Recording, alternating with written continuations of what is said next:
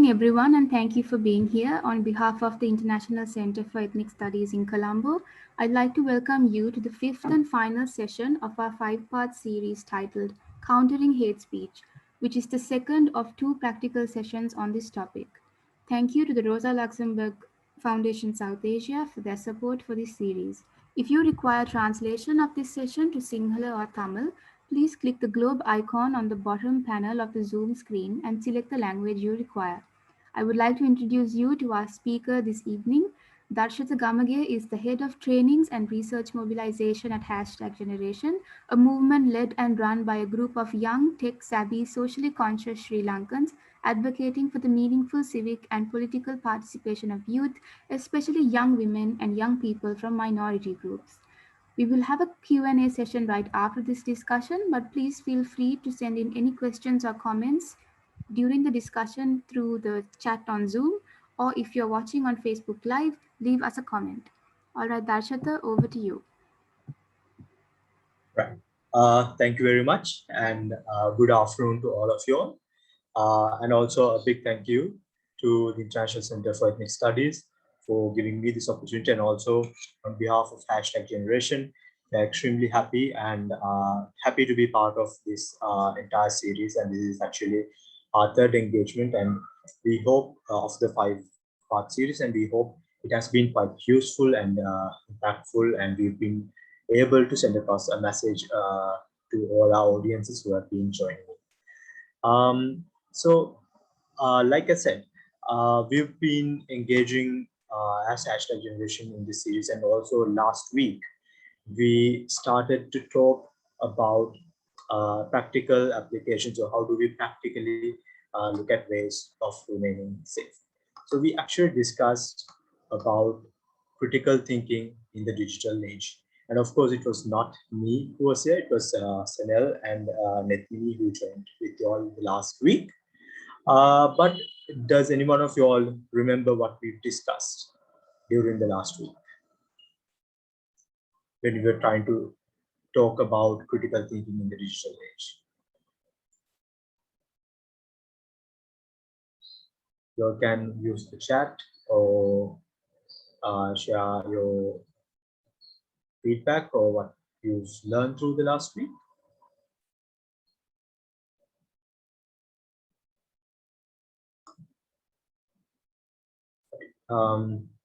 Fact-checking options, yes.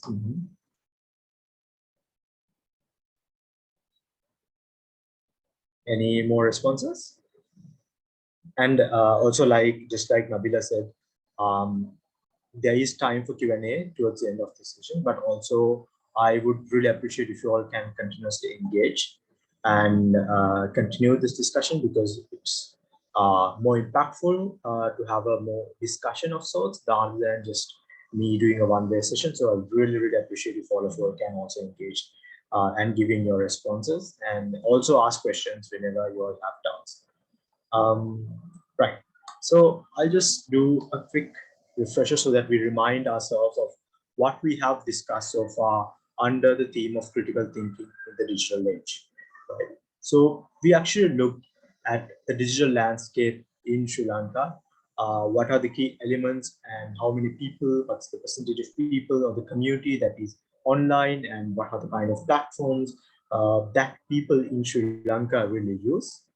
And we spoke about busting fake news, especially the digital age, how much the fake news has spread, and also during COVID, we specifically discussed about how COVID has affected and caused this whole information flow that has been too heavily and also misleading in various means.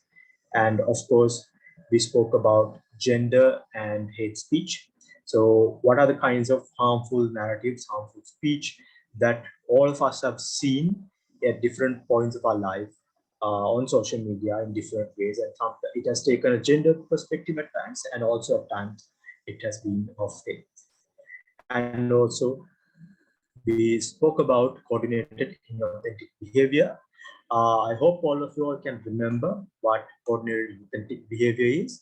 This is not necessarily false information, but it is where a community of social media users get together, they coordinate and create certain content or certain hype, or what we call a trend in social media, in a way that it seems as if it was organic, but in reality, it's actually coordinated in authentic behavior.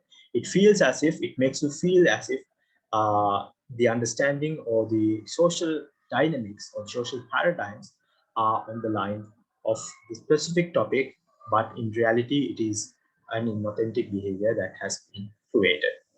Right. So I hope we've managed to refresh ourselves of the key topics that we have been discussing over the last week under critical thinking of the critical thinking in the digital age. And I'm going to start with where actually Senor and Nathan stopped last week. So what is the first thing that came to your mind when you looked at this image or this photo?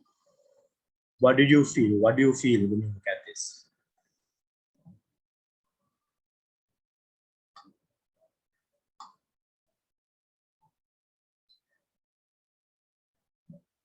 Again, we would really welcome your responses.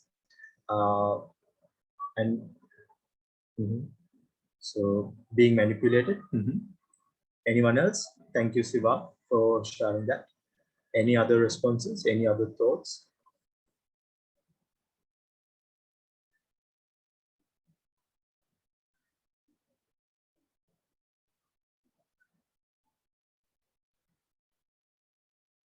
Anyone else wants to have a go? What do you feel or what do you think this image tries to sell you?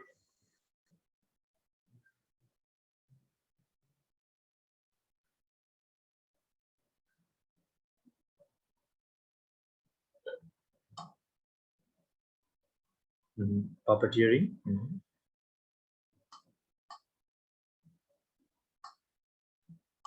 Thank you. News controls the people, being caged with no freedom. Yeah. So I think all of your answers are in line and also correct. Of course, I myself, when I look at this image, I do get a similar feeling. It's also about there's so much of information that we receive from so much of mediums on a regular basis. It can be through the TV, through radio, through newspapers, just as you see on the image. But also at the same time, most of us are now pretty much active on social media. So maybe on different social media platforms, different news sites, it can be on gossip sites. There's so much of information that comes to us. And the general idea is that when there is so much of information that comes to us, then we would be more informed and better informed. And when we are better informed, that in line, of course, means that we are in a better position to make independent decisions. However, that has not necessarily been the case because uh, the media landscape online and also in the traditional media or the mainstream media context as well, there has been certain controls on it and certain groups of people who have been controlling these wider narratives that have been widely going on. And this is also similarly the case that has been on social media. That is also why I wanted to remind you all of what we discussed last week. So the types of fake news that have been observed, the types of hate speech, gender narratives, and also especially coordinated inauthentic behavior remains as evidence of how these different media platforms, including social media, has been manipulated. And also something that's very important for us to realize at the beginning itself today is that social media, especially the most common forms of social media platforms that we use, like Facebook, YouTube, even Twitter, or even Instagram and TikTok, they are pretty much siloed. They have their own algorithms that are designed in a way to show us content that we like and content that we engage with. So because each one of us as an individual is very different, these social media platforms keep track of the type of content that we like, the type of content that we engage with. and the types of content that we share. So these algorithms will more of show these kind of videos. For example, if I watch a video of a cricket match, say for example, the cricket match from yesterday, Sri Lanka versus England match, they will definitely, be it Facebook, be it YouTube, they will continue to suggest more cricket related videos to me. And that happens, right? So this is because they look at what are our interests, who are our friends, and based on that behavior, the algorithms suggest similar content. But while this keeps us engaged on social media, what happens is this also makes us idle. We will only see what we like or the perspectives that we believe in. And we do not necessarily see content or see news items or get information from the other side, right? So this is also part of the manipulation where we only see and hear from one angle. And most of this information that we would see, even on social media or be it on mainstream media, would be the types of information that reinforces the beliefs and the understandings that we have, right? So this is a very, very important thing for us to keep in mind as we start off for today. So I want to go into a bit of an activity. I hope all of you are up to it to make it engaging. So I'm going to ask two sets of statements from all of you. And what I want to know is to what extent do you all agree with me, right?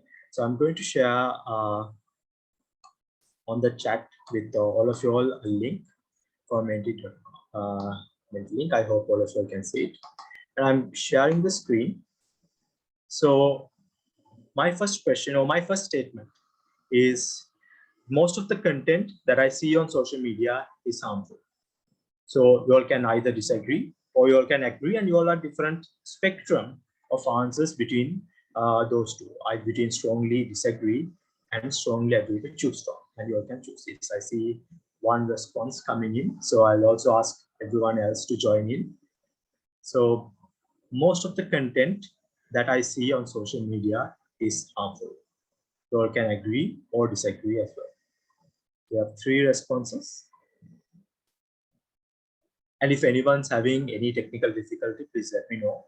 Or you all can even grade it according to even on user chat as well. I mean, there's a fancy way, but then also you all can feel free to use the chat.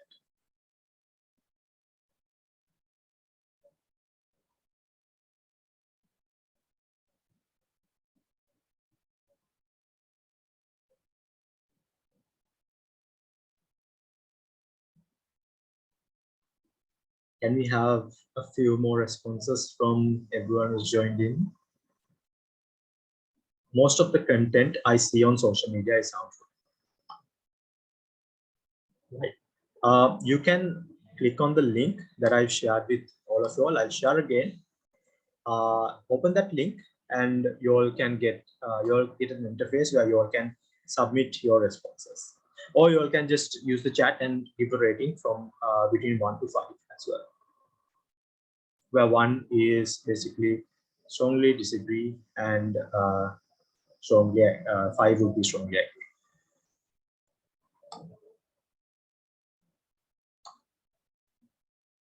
So we have a few responses, and most of all, it's a bell curve, and the general understanding seems to be a mixed response actually. Like some of you all think yes, okay, now it curved a bit more, okay, with a few more responses. So most of you all believe that most of the content that you see on social media is harmful.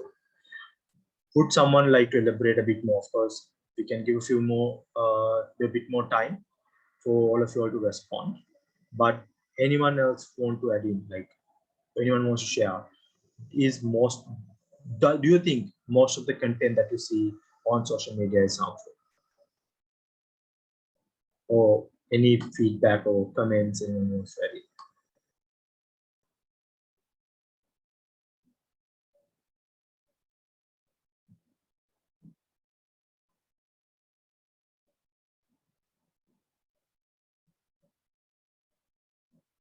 So since most of you all have said that most of the content that you see on social media is harmful.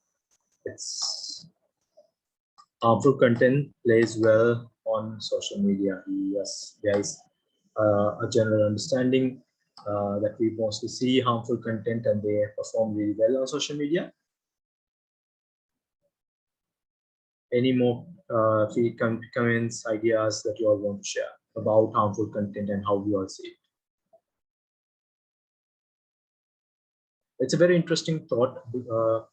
I feel like we tend to focus most on the bad, and there are certainly some bad content online, but it doesn't mean there isn't anything good at all. Yes, that's a very good insight as well.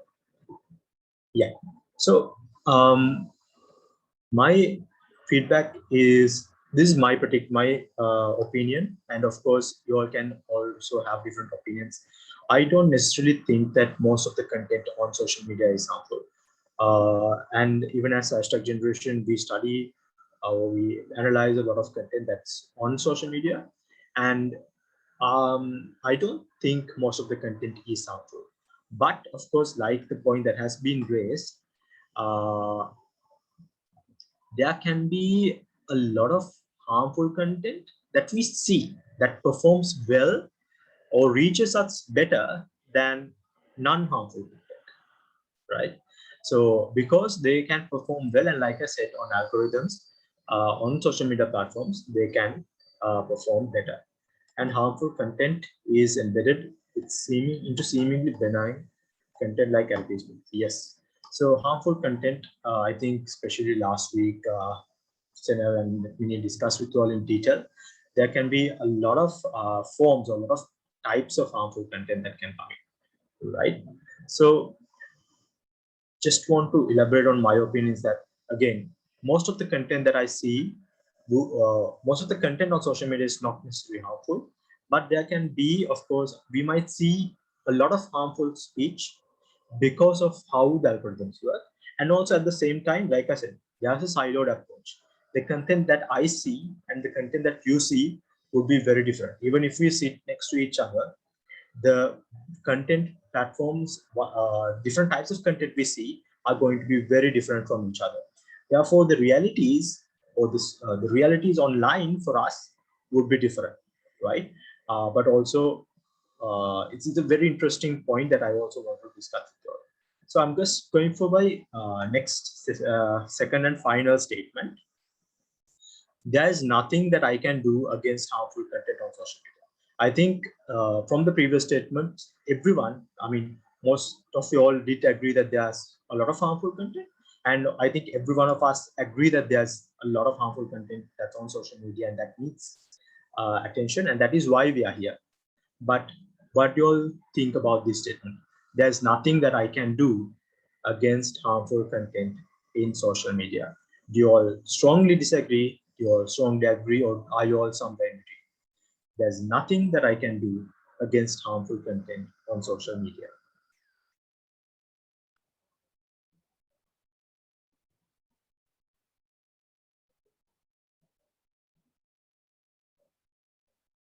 I see 3 responses so far, and all of you all are saying it's not that you all strongly disagree that there are a lot of things that you all can do. Few more responses coming in.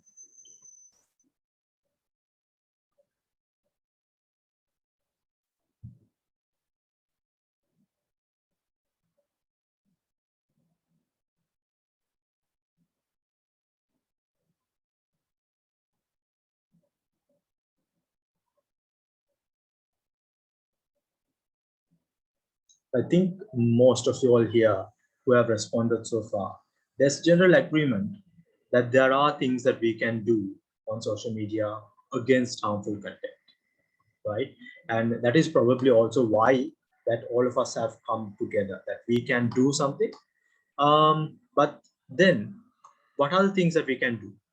What do you all think of steps, or what are things that we can do to counter or to fight against these harmful content? Right. Some of the things are, of course, discussed during last week's session, but let me share a few thoughts with you all. And today, that is what we are primarily going to discuss. It's what are the things that we as individuals and also groups of people can do as on social media platforms. So for the rest of the session, we have, I think, yeah, we have about 1 hour left in total. So we will be looking at what we can do as individuals also and groups, and also a bit in detail discuss about how can we develop, develop and roll out counter speech or counter narratives that can counter this kind of harmful content that we see on a regular basis, right? So what are the few things that we can do? Firstly, whenever we see any form of harmful content, we have to be mindful.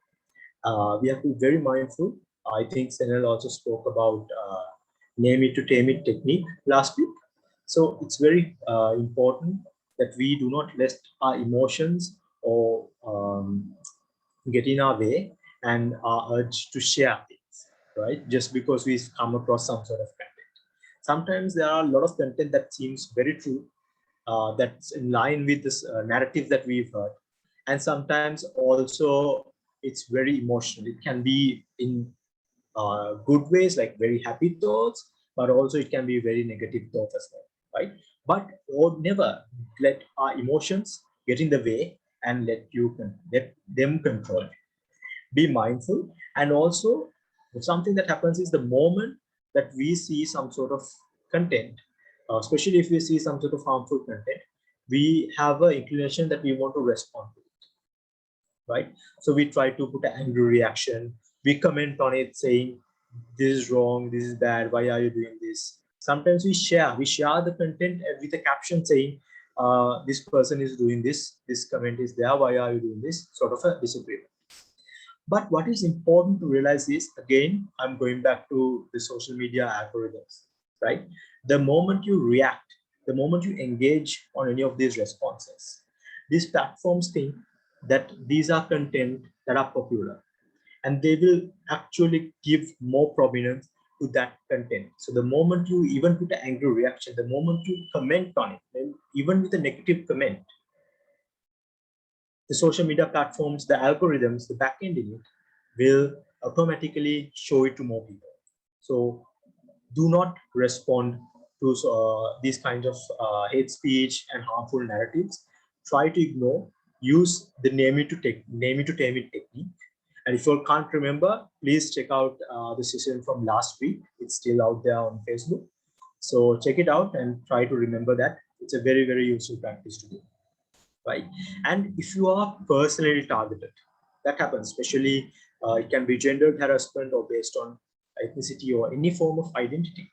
If you are personally targeted, then again, it's best to not engage, try to remain calm, do not let your emotions in, because the moment you try to engage and counter, most of these perpetrators might not be open to listen to what you have to say, right? But of course, if you are a third party, seeing and observing direct harassment, there are certain times you all can positively engage using maybe forms of non-violent communication. But then, of course, there is it's a very contextual thing, and depending on the situation, you will have to take different steps, because it's also important to realize the moment we engage, we are giving more feedback or more reach to these kind of so whether we want to really give more reach to these content is a question that we want to ask. Second one is verification. I think you all may recall, I think during busting fake news session last week, we did discuss about verifications and how do we kind of look at different types of content, especially during the COVID era. So always, whenever you see a content, when you see a news item, always look at the sources and maybe do a simple Google search or an internet search and look out for what are the other sources have to say about this kind of content.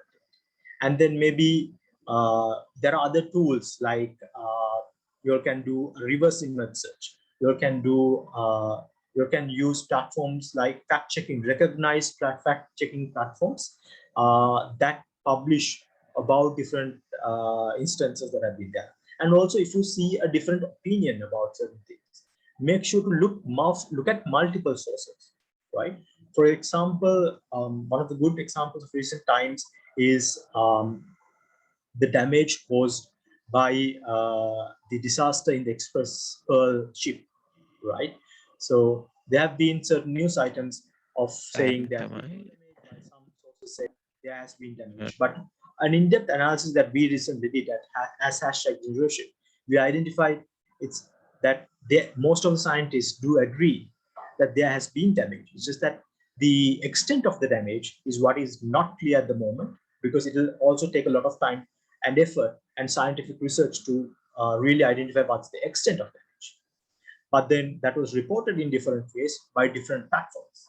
So it's very, very important to look at these different sources and verify these messages that we hear. The third thing that we should be doing is report these content. So because we are not responding, we are trying to be very careful in not giving reach to this content. The other thing, that action that we can really take is we can report content on different social media platforms. So I think almost all social media platforms have this feature, and I'm sure most of us here have tried it out. And these, especially even on Facebook, YouTube, Twitter, TikTok, all of these platforms allow us to report different content, different types of content under different categories onto these social media platforms. But what is important when you're reporting is that always these platforms have their own community standards or community guidelines. And these guidelines set the understanding of what kind of content would fall under which category. So it is important that we have a look at these kinds of content or these kinds of community standards and make sure we report it under the right category or in the right way, right? So reporting is very, very important. And sometimes you might feel the reporting doesn't necessarily give in results, but of course it does work at times. So it's very important that we as users also continuously report and also keep on advocating on these platforms, asking them to take down these kinds of harmful content and also to take more proactive action. Then of course is critical analysis. Because when we look at this kind of content, it's important that we try to understand who is publishing this content, why this kind of content is published, and what is the motive, and is there any sort of இதுக்கு பின்னால் இருக்கின்ற உந்துதல் என்ன, இதை ஏன் இவ்வாறு வெளியிடப்படுகின்றது என்பது தொடர்பாக நாங்கள் ஆராய்ந்து பார்க்க வேண்டியுள்ளது. People do, but there are a lot of reasons that they can be doing, right?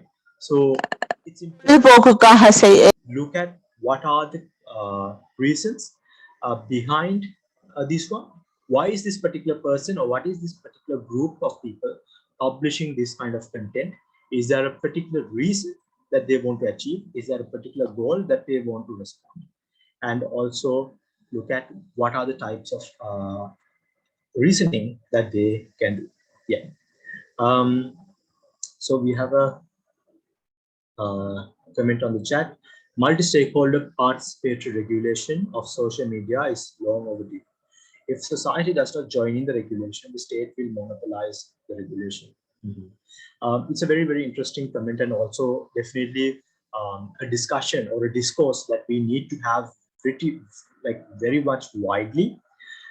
Right now, most of the regulation on social media platforms is handled by the platforms themselves. There have been statements that the state is trying to implement certain sanctions or bring in certain regulations that might affect or that might give in sort of feedback, or that might also try to regulate kinds of harmful narratives that are running on social media. But at the same time, it's also about finding the right balance. So yes, you are very much true. It's very important that the society needs to join in this process, and that is also why reporting on these different platforms is very, very important. right? So through reporting is a way that we can reach out to these platforms and also make sure that the types of content that we see as harmful are being reported on us, right? So going back to my what I was talking about, content analysis, I'm just going to share a small video with you all. This gives a bit of outlook on what are things that we can look at when we are considering this, and would also help you to guide in the analysis of looking at the intent behind certain types of content that are there, and also how to verify your fact checks and things. So just let's quickly have a look at the video and come back. Hi, I'm Craig. Hi, I'm Jane. We're reporters at BuzzFeed News, and our job is to debunk fake stuff on the internet every day. So we're going to show you some of the tools and tips and tricks that we use so that you can do it too. In this video, we're going to figure out the source of a story online and teach you some who is wizardry to figure out who might be behind a domain. If you see a story online, maybe it's shared on Facebook like this one, and you want to figure out if it's true or not, there are a few things you can do.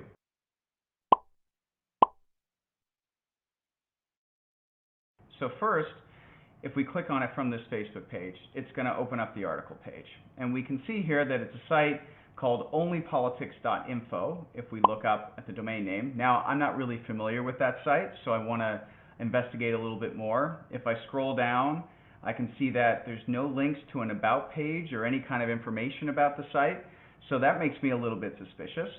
And in this case, the story is claiming that Malia Obama was charged with starting the Tide Pod Challenge.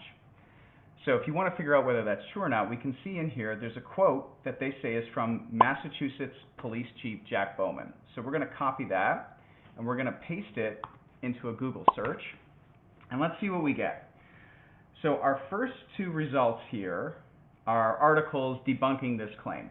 So we can see here an article that says it's fake news, that it originated on a site that published it in April, and that there's no truth to the story, and the police have not corroborated, and there's no other information to back it up. And we can also go to the link to the original site, and we can see that it's actually been taken offline. So that's another reason to really question this story.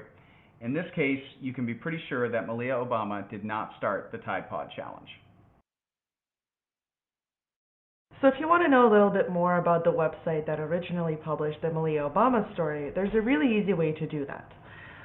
What you do is you go to the website Domain Big Data, and you're just going to copy and paste the original URL of the website right here in the search box.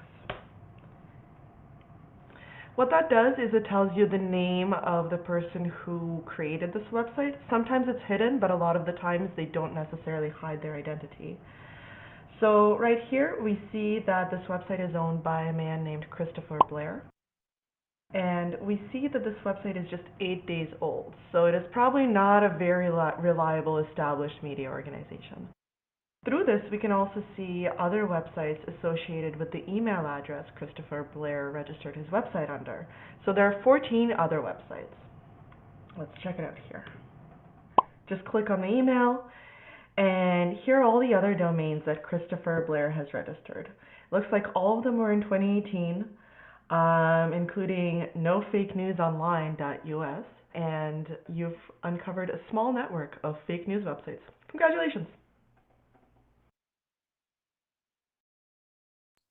So that's a few, interesting tips that that was shared online. But of course, there are more other sources that you all can look up that will help you in detail on verification. Also, start questioning the kind of content that we really want to see online.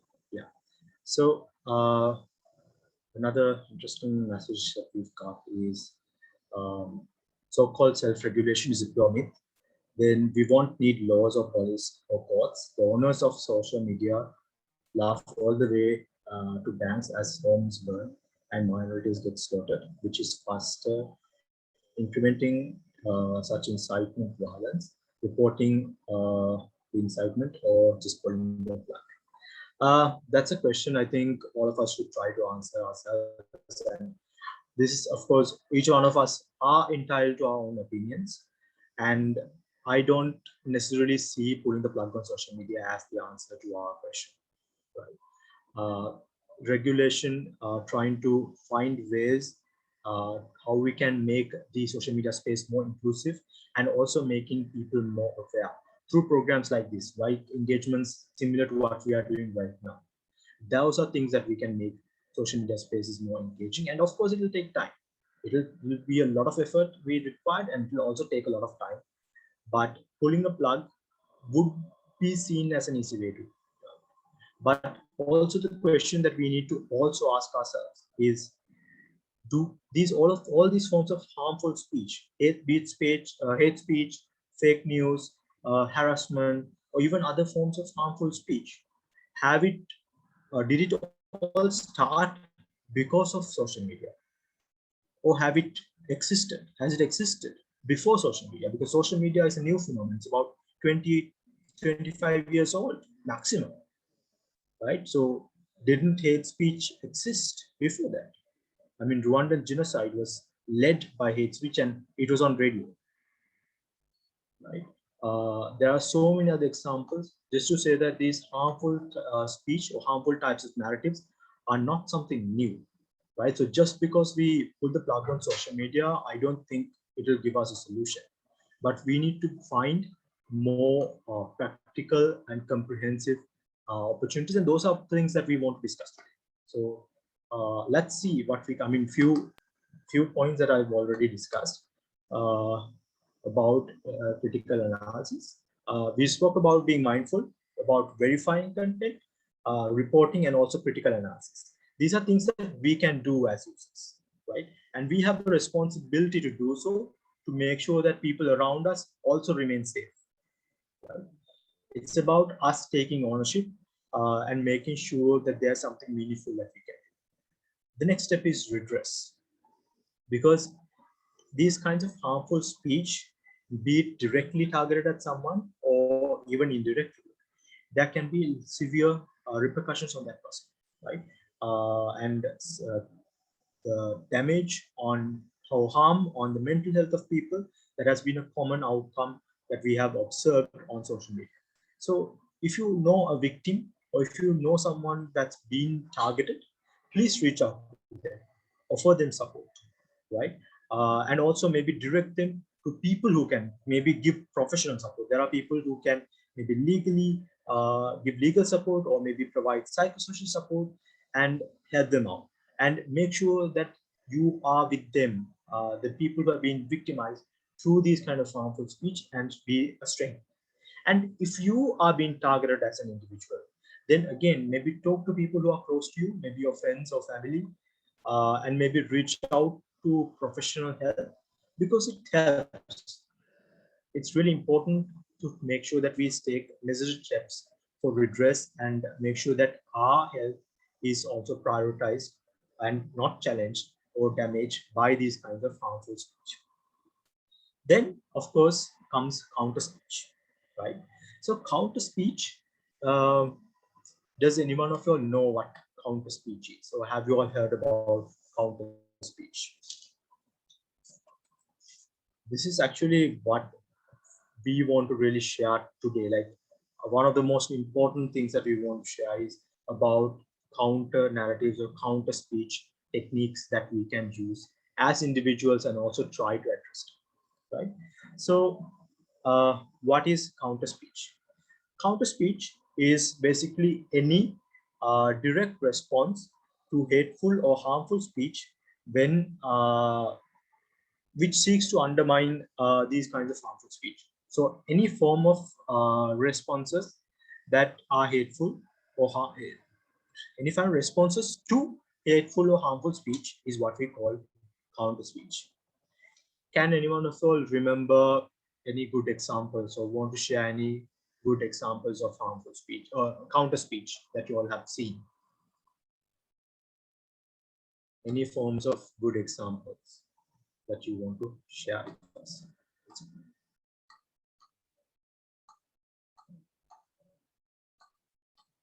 I'm sure all of you all would have seen some sort of counter speech or counter narratives at different times.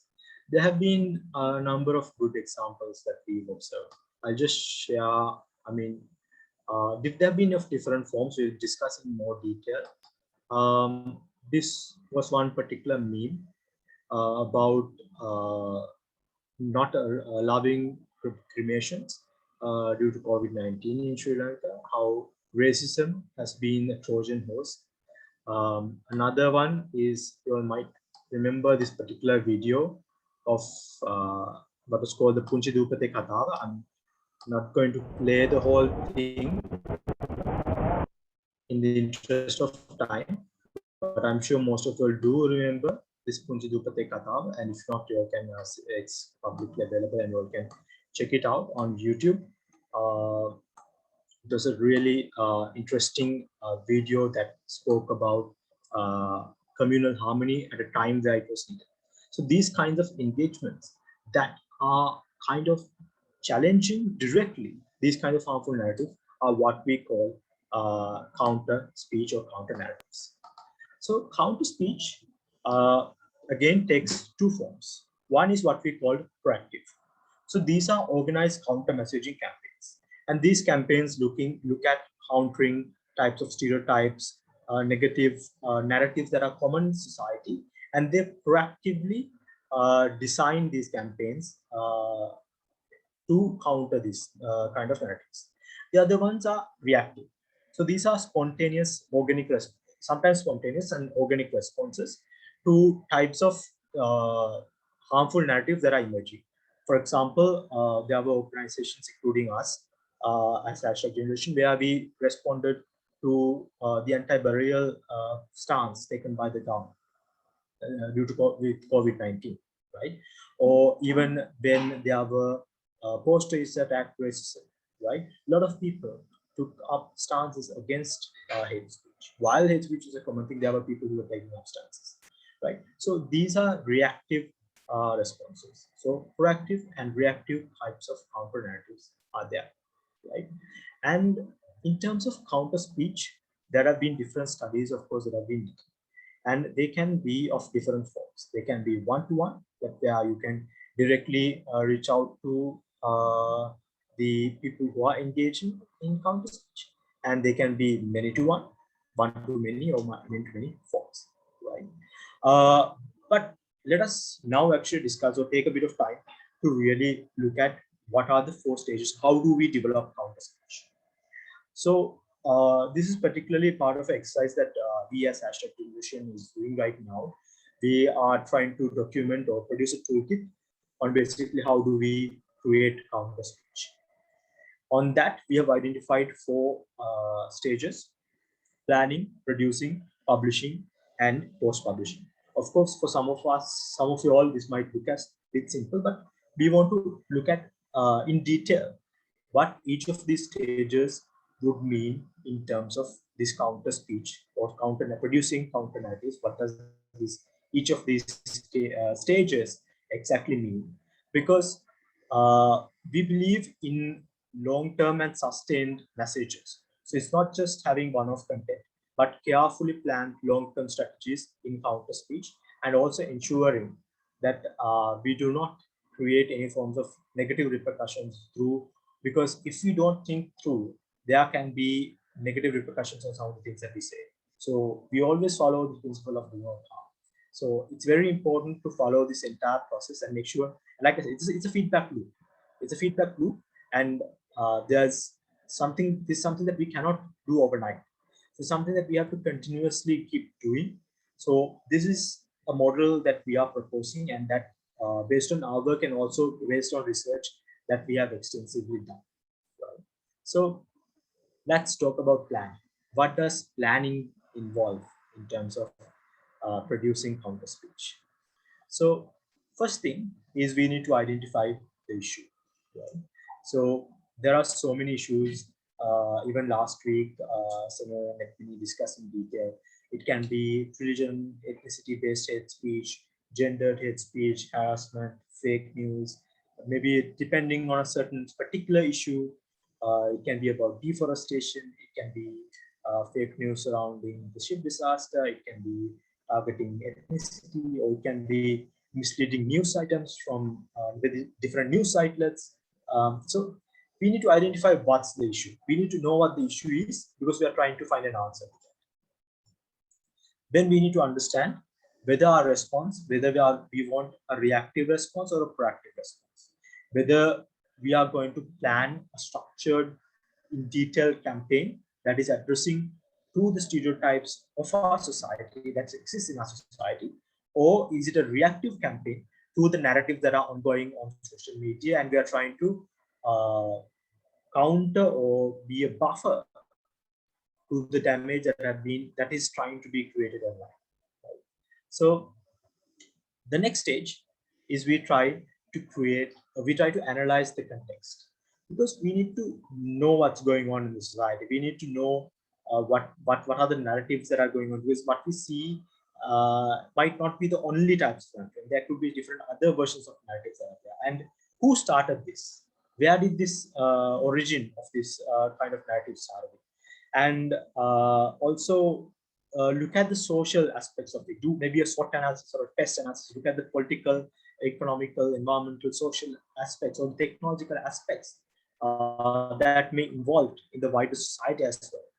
It's very important to know what the context is, not just on social media, but also outside social media. Because like I said, just because these narratives don't just emerge on social media, they escalate on social media, but these are narratives that exist in our wider society. So it's important to know the context.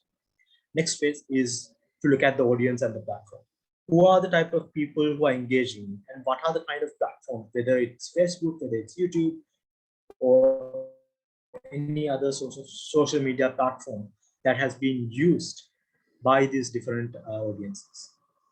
Then, of course, in your planning, once you identify all of these, it's important to set a goal, right? One is, okay, through my campaign, we are trying to change opinions, change perspectives, or counter certain narratives, and set micro goals. Today, my piece of content, micro goals are smaller targets, while the overall goal is about what we want to achieve throughout. But then, of course, micro goals are the small steps that we want to keep. So whether it is a simple action of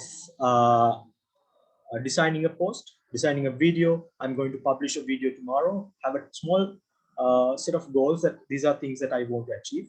And through these goals, you can also create a timeline. Okay, this week I'm going to put 2 videos out. I'm going to produce 2 sorts of 2 forms of posts, or I'm just going to do a live video, right? And come up with a budget, right? I mean, of course, sometimes you may not have a detailed budget, and we'll actually discuss this in detail. If you are doing a really strong campaign, you don't necessarily need to have a large budget. And even we, especially as a youth organization, we've worked with very minimal budget and have run very strong campaigns. And I think Senel and Anthony spoke a lot about them. You can refer to that video again. And budget is not an essential thing, but in the planning stage, it helps to look at all of these elements so that we also know where we are, what are our capacities, and what are our timelines. I'm also going a bit quick in terms of talking about counter speech, but these are the key elements or key areas that we need to look at in terms of when we are trying to plan these ones. So once we have a plan, right? So once we set the goals, once we identify the audience, once we know the platform, once we know the context, once we have the timeline, once we know what are the resources that we have, we will start producing, because we already have a plan, right? So it's a matter of developing the plan and producing. So what can we do in the plan in producing? The first step is always crafting the message. So it's important that each of these content, whatever we produce, will have a message, right? So when you are crafting the message, these can be in terms of humor, they can be storytelling, they can be testimonials, they can be actionable messages. These messages can take different forms and shapes, right? And it's very important that these are engaging and connecting content to others, And also just feel free to be creative. Also avoid motivated reason, because there are biases that we have, and the moment that we directly try to uh, counter someone's inherent biases, they might reject it on the outside.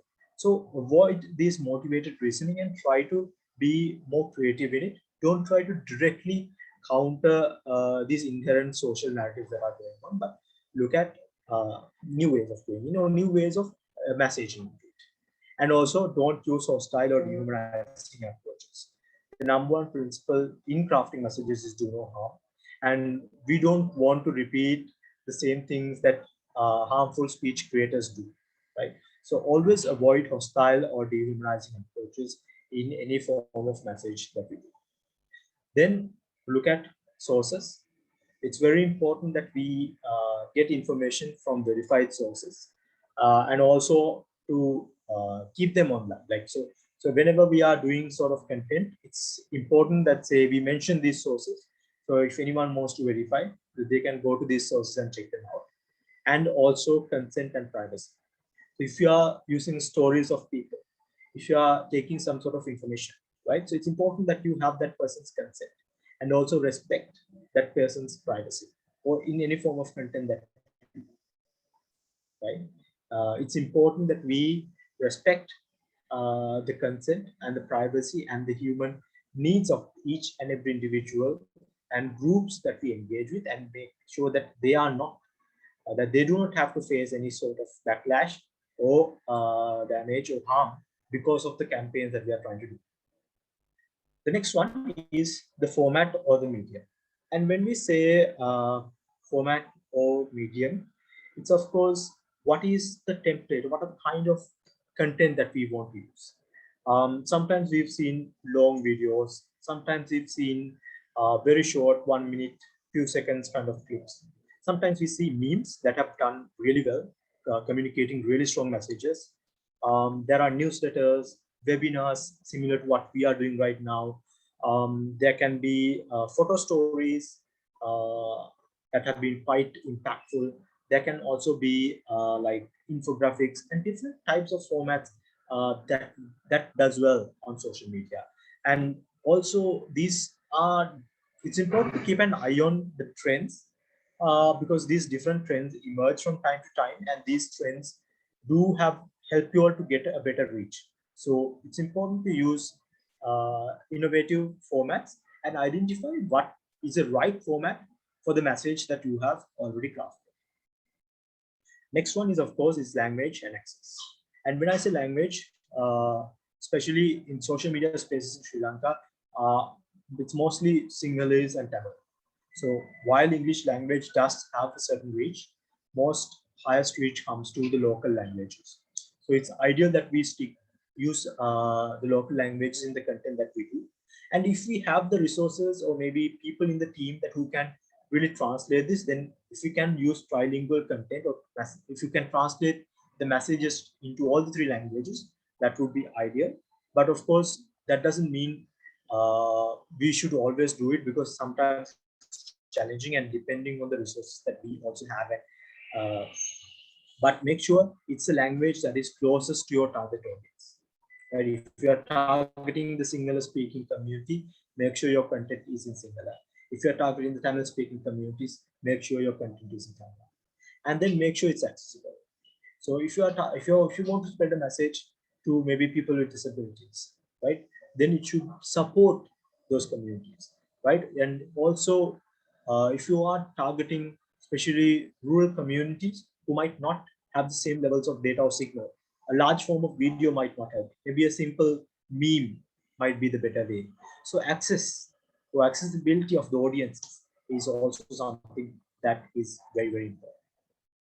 Then once you identify all of these, you need to go to creating content. Of course, when you are creating content, there are professional designers, professional content developers who use high-end design tools and create amazing content. Of course, if you are a full-fledged organization or a media agency, that's great. That's great to use these professional tools and all that. but that is not always necessary for you to have. There are simple tools that are freely available that we can use. For example, there are tools like Canva, Adobe Spark, even PowerPoint. There's a lot of cool things that you can do on simple PowerPoint tool, right? There are so much of tools that are freely available to any one of us to use, and they are very user friendly. And you don't have to be a proper designer, graphic designer. You can yourself start with a simple design and really really create this content, right? So we sometimes get discouraged when we are doing these counter narratives, or we are creating counter content. We think we are not a designer, I'm not a designer, so I can't produce this content. No, anyone with a bit of creativity can really get into it, and you don't necessarily have to spend, like I said, you don't have to spend a lot of money into it. You can always look at these open resources that are always with you. So look out for platforms like Canva, Adobe Spark.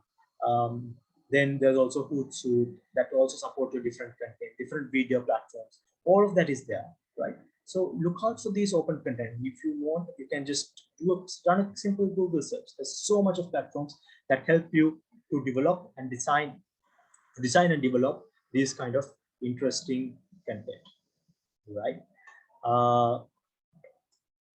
The next one is to do testing and finalizing. So before you roll out or publish your content, it might be useful to show it to a few people, to maybe your friends, maybe people who associate with that community, though, that audience that you are targeting. Talk to them and see, okay, did this message really make sense, right? Do you think I am sending this message across, right? So the audience response is important, and look at also the language and access, right? So whether the terms, the words that I've used really make sense to that community, or is it not really connected, or there could be different nuances, right? So look at those then, and also the technical aspects. Make sure the content that you have given, the messages that you have given is right? So make sure that you can test and check your technical aspects of it as well. So there's been a question, give an example for motivated reasoning. So motivated reasoning is basically, to very quickly explain, is if we have a certain bias that we have in our community, right? So for example, if you as a person, if you believe in a certain type of a narrative, you don't want to directly address it, right? So because we are people, and we tend to accept certain forms of information that confirms our existing beliefs and feelings, right? So that is what we call motivated reasoning, and we disregard or we reject the kind of information that we don't believe in. And if we try to address into that, or if you kind of really jump into that as a tool, that doesn't really help in terms of matters, right? So we have to be very careful in the way that we handle motivated reasoning, or how do we go into that. So I hope I've answered it. Yeah, so again, you all feel free to ask questions, and I'll try to respond whenever I see anything. So the third phase of this counter messaging process is what we call publishing.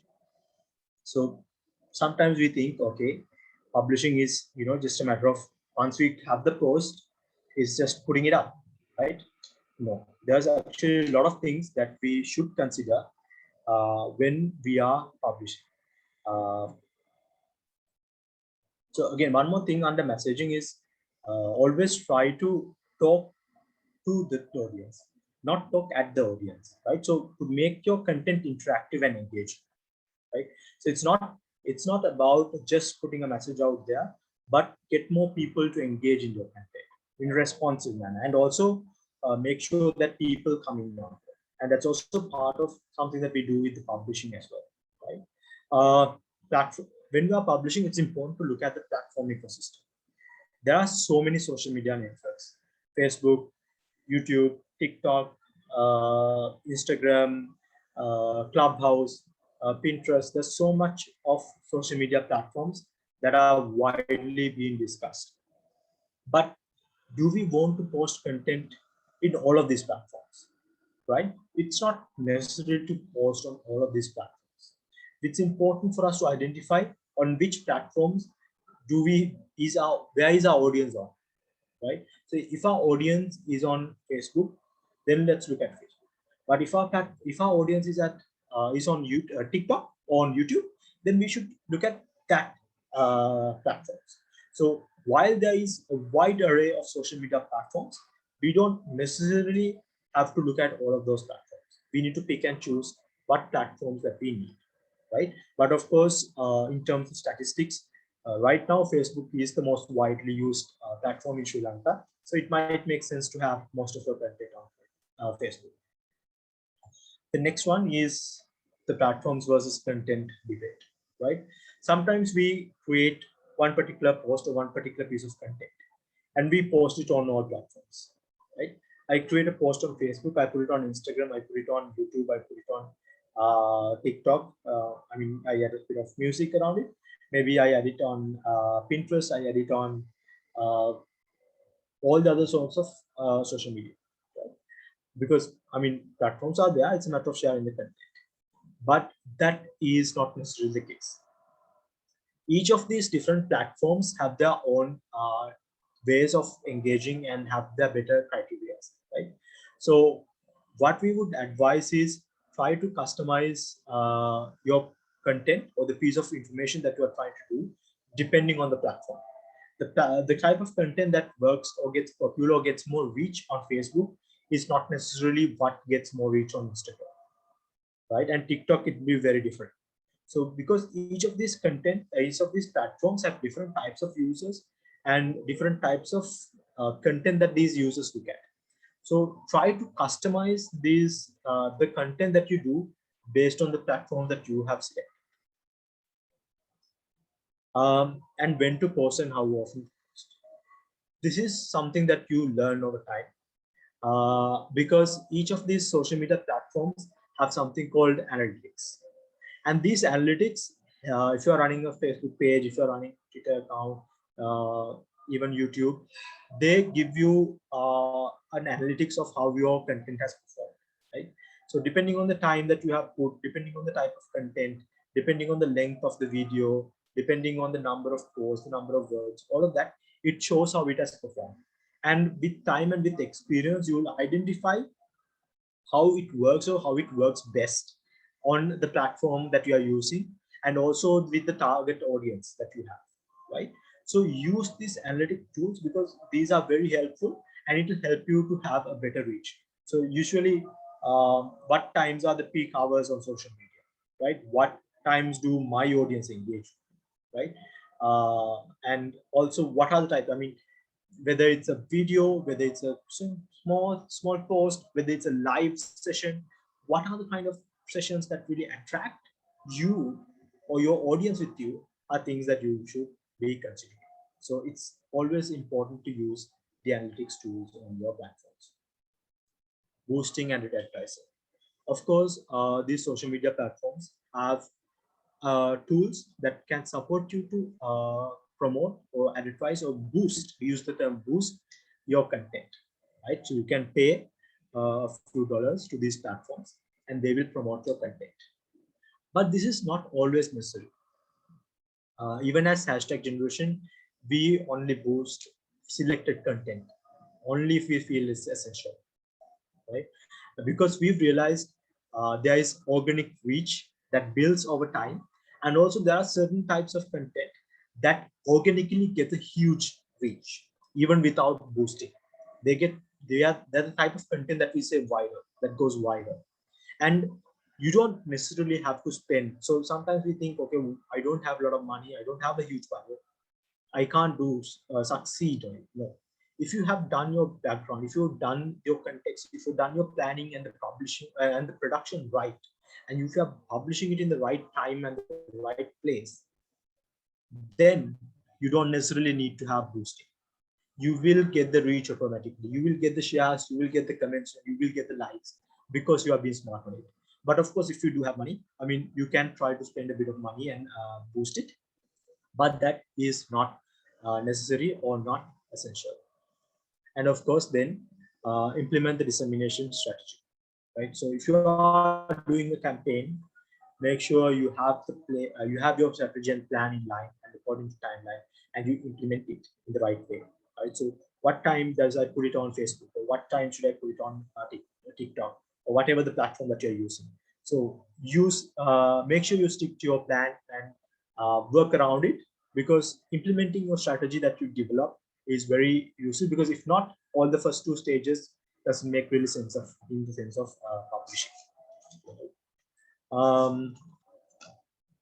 Yeah, so the last and final stage is post publishing. We tend to think when we publish a post, then that's the end of it, but that's not the case, right? Even after publishing, there are a lot of things, a few things that we can do in terms of engagement, right? One is audience engagement. Like I said, when we are publishing content, we try to design it in a way that audience will engage with us. And when the audience, what we mean by audience engaging is they will start commenting, they will start liking, they start sharing your content, and try to talk to those people as well, right? Try to engage with them. If you're commenting on your post, maybe you can also reply. But of course, if it is not necessarily harmful, like if it's a harmful comment or someone being hateful towards you, because that can happen, be mindful of the response that you want to give. But always get more and more audience engaged with you on these platforms, and that will be very useful even after publishing the content. So just because you publish it, your role doesn't end. Next one is safety and security, right? So when you start countering, when your campaign starts to succeed, there can be, people who doesn't like it necessarily, right? People might not necessarily take it well, right? These communities that whom you are disagreeing with, right? So make sure you remain safe. It's very important. And also, if you are getting other people involved in the process, make sure they are, like, if you're sharing stories, if you are getting people to come online, share their experiences, or maybe other people to do engage with you as a team, right? Make sure they remain safe as well, and your security remains online. So and also make sure to follow privacy steps. You can find out more information, especially on social media platforms. Make sure your accounts are secure, that they are safe. You remain make yourselves very, very secure online, especially if you are in this types of engagements, right? Uh, and the next one is monitoring and evaluation. Like I said before, social media platforms have their analytics, right?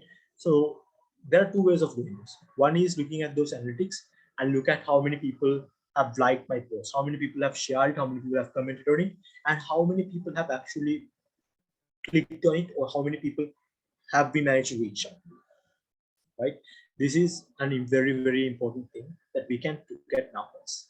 But then another important thing that we need to do in terms of to look at our success is to look at the qualitative aspect of it, because we are trying to do something that's very difficult. We are trying to change how a society looks at certain things, right? So there are certain parameters that might help you, and of course, these parameters doesn't mean that you can do it overnight, or these can be measured very easily. Also, it's very difficult to measure these ones, but at the same time, it takes a lot of time and effort to achieve these parameters. But these are good parameters to keep in mind, so that we are aware and we keep reminding ourselves what we really need to do. So, so if we try to look at if the groups of people who made the original harmful content have changed their beliefs or behavior, right? Maybe if you look at certain pages and the type of content that they publish have changed, they could have changed over time, and we've seen sometimes that happen, right? So maybe these people have changed, right? And maybe there are people who witnessed this or who are part of these exchanges, and they have also changed. Like maybe they are not the original producers of the content, but they could be the ones who share it. They could be the ones who comment on it, ones who agree with it, right? Maybe if you can change their opinions, that would also be very important. And then of course, there are your audiences, right? There are people who are very silent, and these audiences of this counter speech, they are not necessarily part of the original campaigns, directly or indirectly, but then through counter speech, we make them more aware. We try to get them to be more skeptical, and then also to be more reflexive in the campaigns, in the work that they do, right?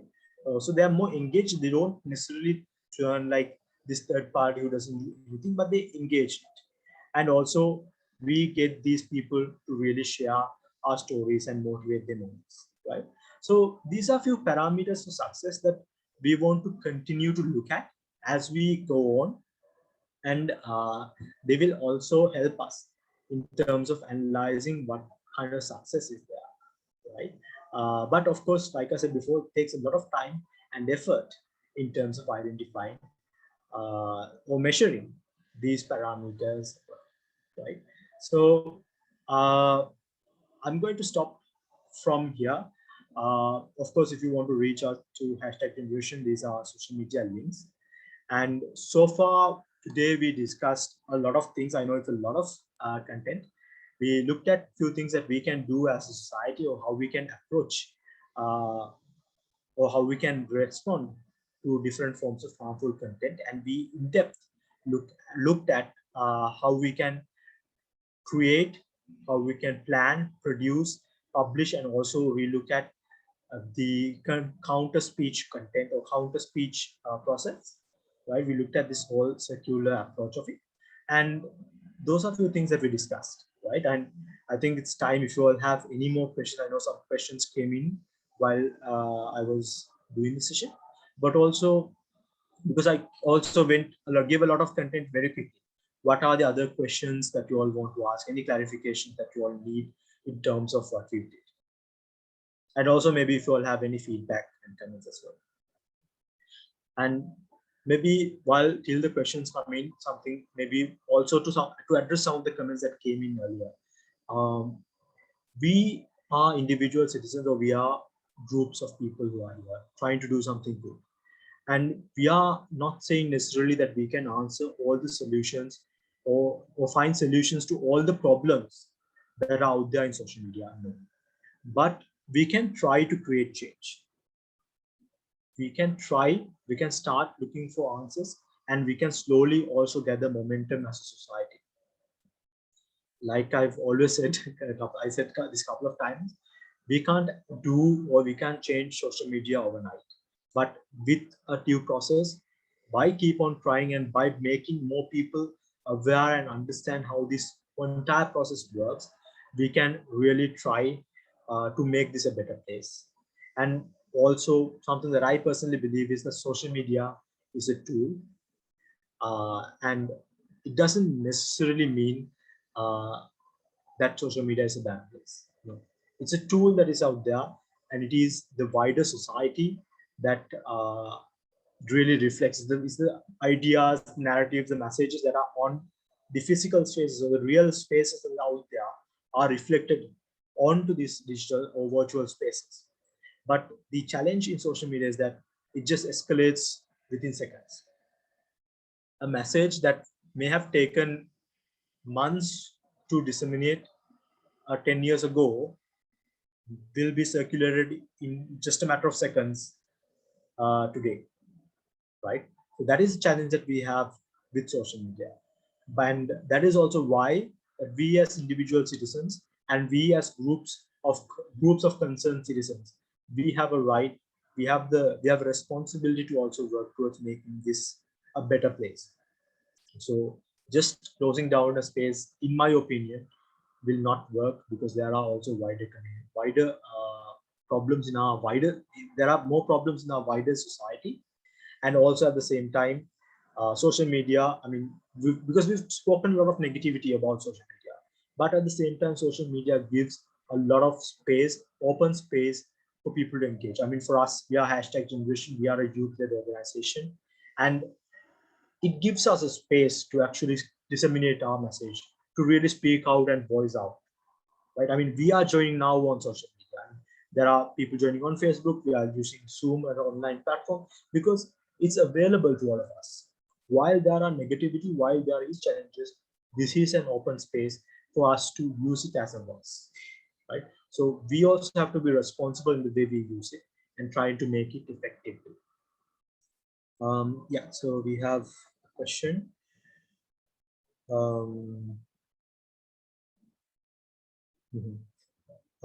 I think ICS would be able to give a more response later on about the presentations that have been discussed. There are any apps or softwares that are useful for making videos? Yes, there are quite a few applications that are quite useful. I mean, one of let me share, like you can use softwares like, I mean, if you are doing posts, if you are designing content like graphics, editing photos, or creating different forms of cool artwork, you can use tools like Canva, or there's GIMP, it's open source, or Pixar, or even Wondershare. Or if you want to use images, because sometimes we don't necessarily have access to good quality photos, there are other, again, Canva supports it, Pixel, Unsplash. I'll try to share a few links on the chat as well that might help you. There are a lot of these tools that are out there, and even for video editing, you can look at platforms that are there. So one is Animaker. They look at animations that can be used, and also tools like Adobe Spark. Even Canva actually supports video development. I'm just sharing a few set of links that we've identified and that can help you all. And these support actually to create very good high quality products, right? And there's also the category of social media management tools like Hootsuite, Buffer, and all of that. That will help you to manage different tools at the same time, but also be mindful. Sometimes it might be even easier to do without some of these tools. Some of these tools might require you to pay a small amount, but most of these ones are freely available and open tools that will help you in the work. Any other questions that you all want to ask?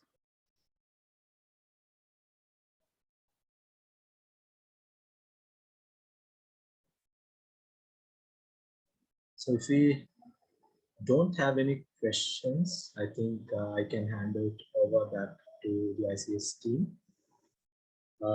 So thank you everyone for engaging in this session. I hope it was useful. And also I want to thank the ICS team for this entire series of sessions that have been quite engaging and useful for us. And also on behalf of #Generation, thank you for giving us this space. And we hope we were able to give out a message that has been useful for the wider community. So thank you everyone. Yeah, and over to you, Nabila. Thank you so much, Darshita, and thank you so much to everyone listening in. On behalf of ICS, thank you to everyone who joined us this evening. If you've joined us previously, maybe even for 1 week or all of our sessions so far, we thank you for your interest and participation. Darshita from #Generation, your presentation was amazing. We appreciate the time you have put in for us. Also, a thank you to Harindra Dasanayaka and Humaira Muzammil, who have been our interpreters for Sinhala and Tamil respectively for all 5 sessions. A big thank you to you too. And to everyone participating, we hope we see you soon, and we hope to engage with you soon. Thank you.